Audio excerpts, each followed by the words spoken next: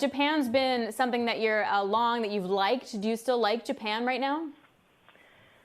Yes, and there is obviously a lot of tough macro news flow continuing to come in around Japan. But if you were waiting for the best macro environment to like Japan, you'd be waiting a long time. So our view there is very idiosyncratic.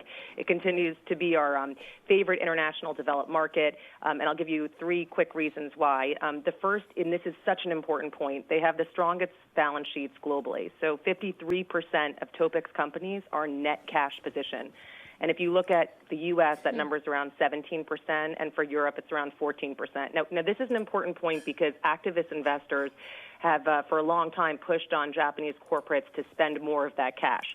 So I'm sure there's a lot of Japanese CEOs right now that are, kind of pointing to this as actually a very good thing for them to have in this dislocation. So expect to see more conversation there. Second thing is that Japanese valuations came into this crisis more attractive. They're now around 1x price to book, so that's similar to pre-Abenomics, but the ROE has doubled because of, you and I have talked about this before, but these big improvements in corporate governance, and we do expect that some of that to continue.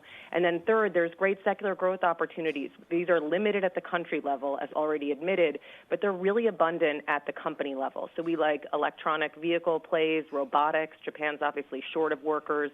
China has a lot of workers, but there's wage inflation, so they want more robots. And then, of course, selectively exposure to Chinese consumer. And I could give one quick company example there to illustrate if that's helpful, Alex. Always, always, Katie. Never have to ask.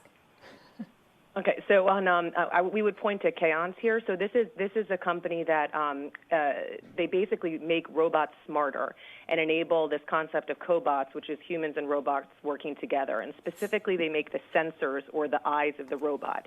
And they do things as simple as reading barcodes or as complicated as a 3D vision system that can identify and select individual items in a large box. You can imagine how important that technology is for companies like Amazon, where they have to do the picking of items and the packing.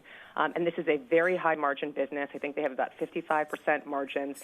And kind of back to our first point around balance sheets, they have 10% of the market cap in cash. So Japan overall, macro challenge, but a lot of opportunities at the stock level.